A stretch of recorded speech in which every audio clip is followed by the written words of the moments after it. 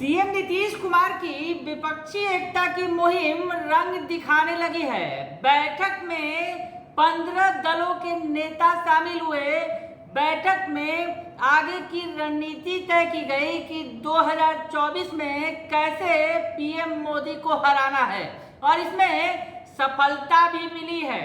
हालांकि कुछ खटपट जरूर हुए, लेकिन फिलहाल बैठक सफल मानी जा रही है। नमस्कार, कशिश न्यूज में आपका स्वागत है।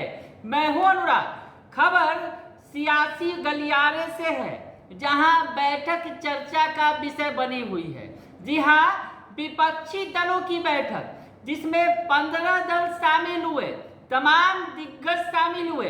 कांग्रेस के नेता राहुल गांधी शामिल हुए, कांग्रेस के राष्ट्रीय अध्यक्ष मल्लिकार्जुन खड़गे शामिल हुए, ममता बनर्जी आई, बंगाल की सीएम, एमके स्टालिन आए, चेन्नई के सीएम और तमिलनाडु के सीएम, और उसके अलावा दिल्ली के सीएम आए, पंजाब के सीएम आए, और सीपीएम, सीपीआई, ये तमाम जो दल हैं, सीपीआईएमएल, और उसके अलावे जो महाराष्ट्र से शरद पवार आए, उद्धव ठाकरे आए।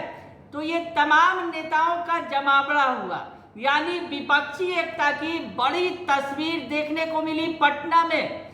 और इस बैठक के बाद अब चर्चा हो रही है कि आगे क्या होगा। जी हां, आगे आखिर क्या होगा, ये विपक्षी एकता रंग दिखाएगी।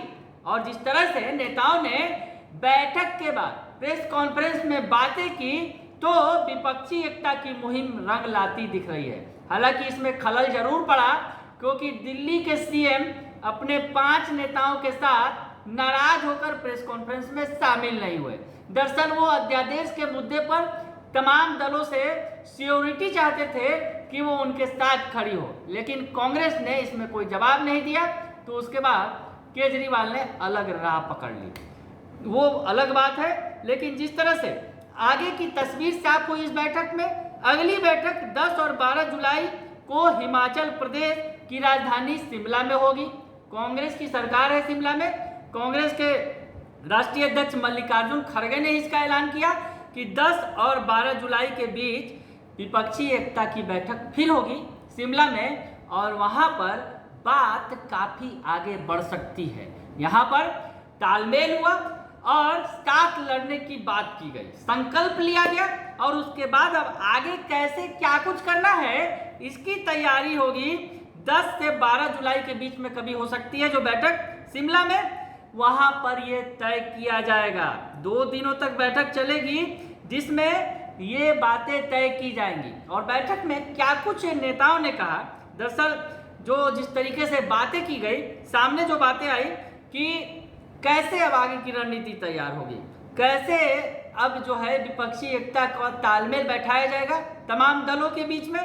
तो यहाँ पर सीधी सीधी बात सामने आई कि हर राज्यों में अलग अलग स्ट्रेटजी पर काम करना होगा। जी हाँ, हर राज्यों में अलग अलग स्ट्रेटजी होगी, क्योंकि कहीं कांग्रेस के खिलाफ टीएमसी खड़ी है, तो कहीं समाजवादी पार्टी और कांग्रेस खिलाफ में खड़ी है। ऐसे तमाम जो समीकरण हैं, उन समीकरणों को जो अलग करते हुए वहाँ के लिए अलग स्ट्रेटजी तय करनी होगी। तो ये आगे एक बड़ी बात सामने आई। उसके अलावा जो कई तरह की जो बातें सामने आ रही है, और माना ये जा रहा है कि विपक्षी मंच पर देश के 400 से लेकर 450 सीटों पर संयुक्त उम्मीदवार उतारे जा सकते हैं। विपक्ष की सोच को सामने रखते हुए जो शिवसेना का मुखपत्र है, उसमें कहा गया कि ऐसा हो जाता तो बीजेपी 100 सीटों पर आ सकती है। अगर 2024 में बीजेपी को नहीं रोका गया तो यह चुनाव आखिरी साबित होगा। तो तमाम दल बीजेपी के खिलाफ एकजुट हैं, और जिस तरह से शिवसेना के मुखपत्र में कहा गया कि अगर एक साथ अगर हम आ जाते हैं 400 से 450 सीटों पर, तो बीजेपी को 100 सीट पर रोक देंगे। तो ऐसे में इसी स्ट्रेटजी पर भी विचार किया गया। मोदी विरोध की जगह विचारधारा पर जोर, विपक्षी दल इस एकजुटता को विपक्षी एकता या मोदी विरोध का रूप देने की बजाय इसे विचारधारा की लड़ाई के तौर पर जनता के बीच ले जाना चाहते हैं। बैठक के बाद कांग्रेस के पूर्व अध्यक्ष राहुल गांधी का कहना था कि यह विचारधारा की लड़ाई है, जिससे हम सभी एक साथ खड़े हैं। हम सभी में थोड़े थोड़े मतभेद हो सकते हैं, लेकिन हमने तय किया है कि एक साथ काम करेंगे, लचीलेपन के साथ, और अपनी विचारधारा की रक्षा करेंगे। यह विपक्षी एकता की एक प्रक्रिया है जो आगे बढ़ने जा रही है। तो प्रक्रिया शुरू हो गई है।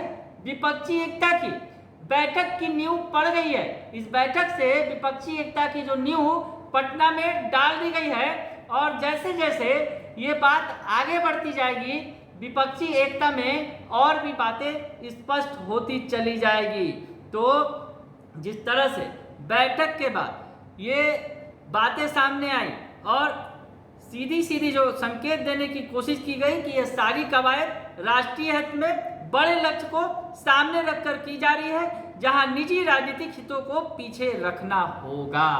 तो ये बातें भी बैठक में हुई कि अपना स्वार्थ छोड़कर देश हित में बीजेपी को हराने के लिए, एकजुट होने के लिए कई मसलों पर जो है अपना निजी स्वार्थ है उसे पीछे रखना होगा।